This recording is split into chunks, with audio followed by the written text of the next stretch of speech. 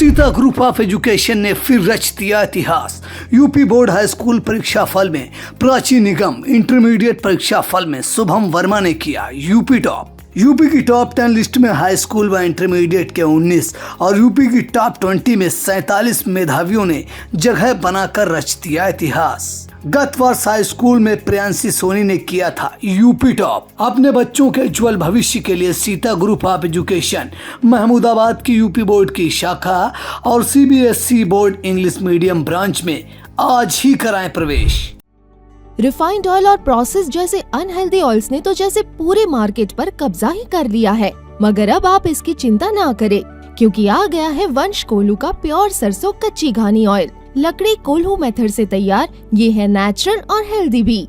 वंश कोल्हू प्योर सरसों कच्ची घानी ऑयल के साथ। वंश कोल्हू, तेल सही मिलेगा यहीं। नमस्कार, मैं हूं प्रियांशु मिश्रा और आप देख रहे हैं आई इंडिया। नमस्कार, मैं हूं डॉक्टर पंकज सिंह गौर। तो इस बीच बड़ी खबर आ रही है उत्तर प्रदेश से। उत्तर प्रदेश में करारी हार के बाद यूपी के प्रदेश अध्यक्ष भूपेंद्र चौधरी ने इस्तीफे की पेशकश की है। ये बड़ी खबर आई इंडिया पर इस वक्त आ रही है। क्या कुछ जानकारी सामने निकल कर आ रही है, सीधे हम आपको ले चलते हैं आई इंडिया के editor in chief doctor Pankaj Singh गौर जी के पास। तो सर, क्यों ऐसी नौबत आई और क्या कुछ चल रहा है भारतीय जनता पार्टी में उत्तर प्रदेश में सर? देखिए प्रियांशु, आपको बता दें कि चूंकि उत्तर प्रदेश सबसे बड़ा देश का सूबा है और यहां से भारतीय जनता पार्टी को बहुत सारी उम्मीदें थीं कि इस बार 80 में से 80 का नारा दिया जा रहा था। हालांकि धीरे धीरे भारतीय जनता पार्टी की सीटों का कम होना शुरू हो गया है। 14 की अगर बात करें, 2014 में जब मोदी योगी की लहर हुआ करती थी, उस समय उत्तर प्रदेश में भारतीय जनता पार्टी को 71 सीटें मिली थी। लेकिन जब 2019 में पुनः चुनाव हुआ तो उस समय ये सीटें घटकर 63 पर आकर टिक गईं। लेकिन इस बार जिस तरीके से एग्जिट पोल और तमाम दावे भारतीय जनता पार्टी के कर रहे थे, उससे बहुत विपरीत नतीजे आए। यहां तक कि भारतीय जनता पार्टी आधे से भी कम सीटों पर आकर अटक गई। इस बार भारतीय जनता पार्टी को सिर्फ और सिर्फ 33 सीटें उत्तर प्रदेश में मिली हैं। आलम यह है कि भारतीय जनता पार्टी को समूचे देश में खुद का पूर्ण बहुमत नहीं मिल सका। अब उसे बैसाखी के सहारे सरकार चलानी होगी। तो इसको देखते हुए उत्तर प्रदेश में अलग अलग जिम्मेदारी लेने को लेकर मंथन और चिंतन का दौर जारी था। अभी हमने कुछ ही देर पहले एक वीडियो आपको डाला था जिसमें विषय ये था कि भाजपा की हार के बाद यूपी में क्या हो सकते हैं बड़े बदलाव, और उस ओर अब दिखाई देने लगा है। दरअसल भूपेंद्र चौधरी जो भारतीय जनता पार्टी के प्रदेश अध्यक्ष चुनाव से पहले बनाए गए थे, ये माना जा रहा था कि यहाँ पर भारतीय जनता पार्टी को कुछ बढ़त मिलेगी। क्योंकि योगी का शासन था, मोदी का शासन था, सरकार थी, तो ये माना जा रहा था। लेकिन इसके विपरीत जब नतीजे आए तो अब अपनी अपनी जिम्मेदारी लेने का दौर शुरू हो गया। संगठन स्तर से कमी रह गई या सरकार की खामी थी, इस पर चिंतन और मंथन का दौर शुरू हो गया। सभी प्रदेश के जहां डिप्टी सीएम हैं और सीएम हैं और इसके अलावा संगठन के पदाधिकारी, उन्हें दिल्ली बुलाया गया है।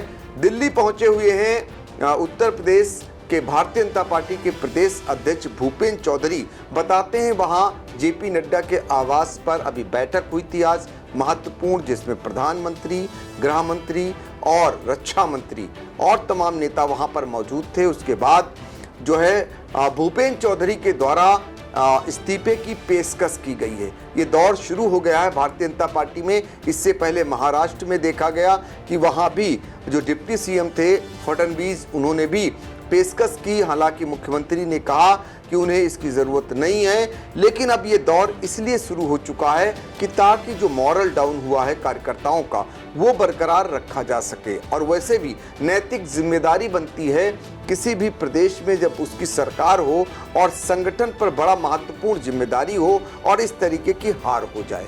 हमने आपको बताया था कि हार के कारणों को तलाशा जा रहा है।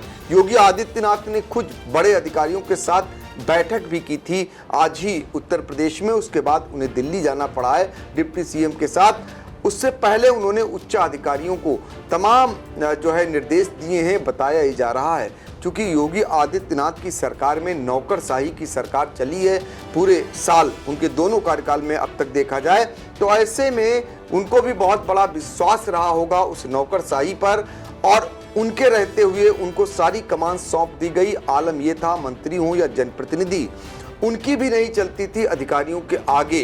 तो ये माना जा रहा था कि योगी के जो अफसर हैं वो नतीजे को अपने पक्ष में लाने में सफल रहेंगे, वो माहौल को बनाने में सफल रहेंगे, और जो मोदी और योगी की योजनाएं थी उनको धरातल पर पहुंचा देंगे, और लाभार्थी वर्ग जो बड़े पैमाने पर है वो वोट भरभरा कर भारतीय जनता पार्टी को कर देगा। लेकिन इसके विपरीत अयोध्या जैसी नगरी में, जहां पर ये कहा जा रहा था कि राममय हो चुकी है पूरी अयोध्या, पूरे विश्व में उसका बखान किया गया, और वहीं पर कमल मुरझा गया।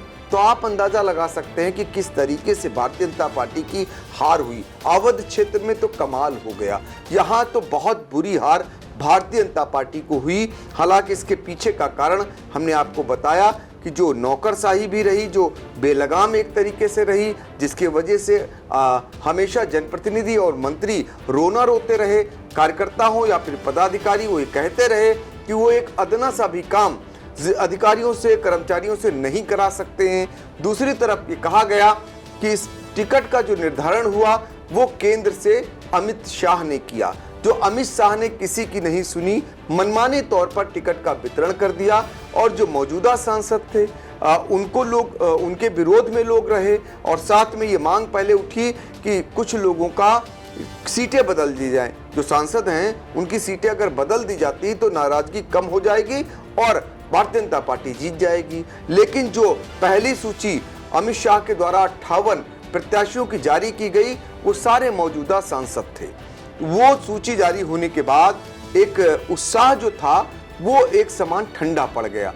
उसके बाद कार्यकर्ताओं में उत्साह कहीं नजर आया ही नहीं।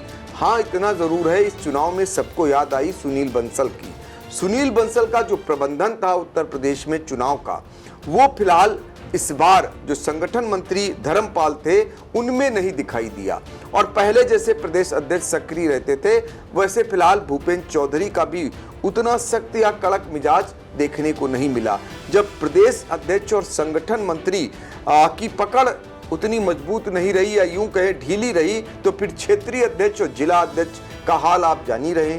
दूसरी तरफ जिला अध्यक्षों को जिला अध्यक्ष बदल दिए गए, उनको कमान सौंप दी गई, लेकिन संगठन में वो फेरबदल नहीं कर पाए, अपनी नई टीम नहीं बना पाए। इस वजह से जो पुराने टीम वाले थे उनको ये मालूम था कि हम अगर आज काम करते हैं तब भी हमें रखा जाएगा कि नहीं रखा जाएगा ये भी नहीं पता, इसलिए वो भी एक समान शिथिल हो गए, और नई टीम वो बना नहीं पाए, अपने लोगों को बना नहीं पाए, लिहाजा वो भी काम नहीं हो पाया। तो कारण तो बहुत है, लेकिन अब शुरू हुई है हार की जिम्मेदारी लेने का दौर। तो उसमें भारतीय जनता पार्टी के प्रदेश अध्यक्ष भूपेंद्र चौधरी ने फिलहाल शुरुआत कर दी है, और उन्होंने इस्तीफे की पेशकश कर दी है।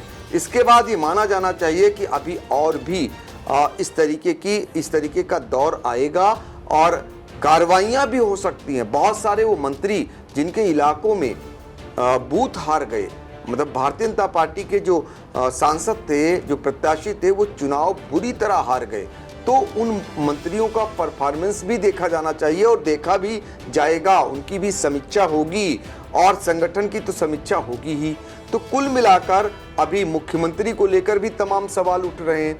पिछले दिनों विपक्षी दल के नेताओं ने तमाम सवाल दागे, यहाँ तक कि दिल्ली के मुख्यमंत्री अरविंद केजरीवाल ने कहा कि चुनाव बाद योगी आदित्यनाथ को बदला जा सकता है, एक सुगूफा छोड़ गए।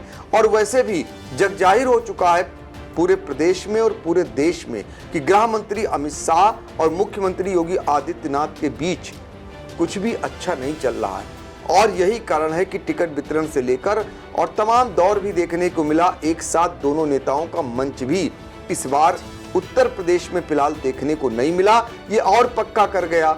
और कुल मिलाकर इस तरीके की जो विपक्षी दल थे इसको भुनाने में भी सफल हो गए, और वो जो लॉलीपॉप दे रहे थे अपनी घोषणा पत्र में, वो भी लोगों को फिलहाल कुछ हद तक इनकी अपेक्षा रास आ गए।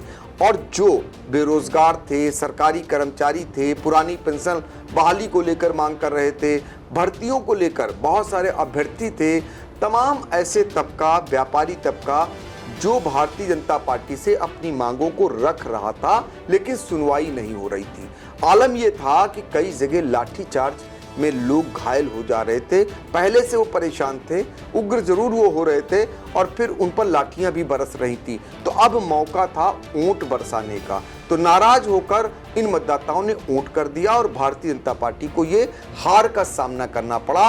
अब हार का जो ठीकरा है फिलहाल अभी भूपेंद्र चौधरी ने लिया है और पेशकश कर दी है इस्तीफे की। ये देखना होगा कि इस्तीफा मंजूर होता कि नहीं होता। ये सूत्रों से जानकारी मिल रही है कि भूपेंद्र चौधरी ने जेपी नड्डा जो राष्ट्रीय अध्यक्ष हैं भारतीय जनता पार्टी के, उनके सामने पेशकश कर दी है। इस बार तो जेपी नड्डा के लिए भी अच्छे दिन नहीं होने वाले। हालांकि जेपी नड्डा का कार्यकाल समाप्त हो चुका है, फिर भी उन्होंने जाते जाते उस संघ के बारे में इतना बड़ा बयान दे दिया जिसको लेकर जबरदस्त चर्चा हो रही है। तो उनकी विदाई कैसे होगी ये भी देखना होगा।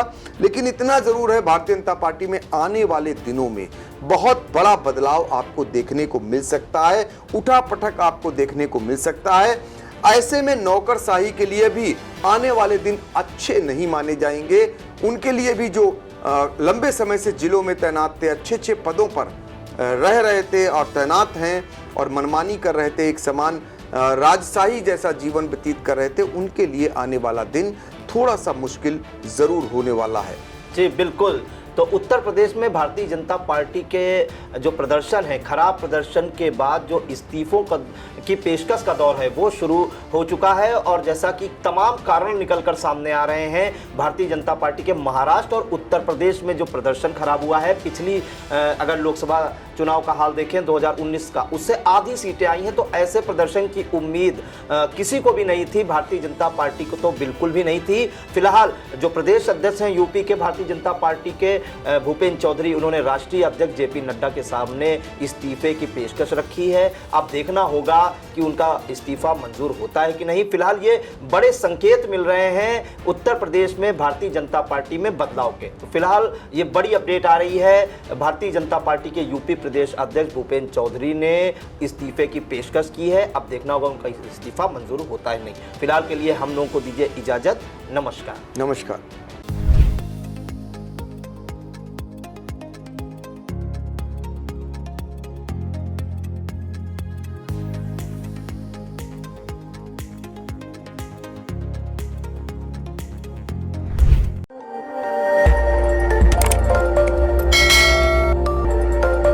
खबर आपकी, नजर हमारी। देखते रहिए आई इंडिया।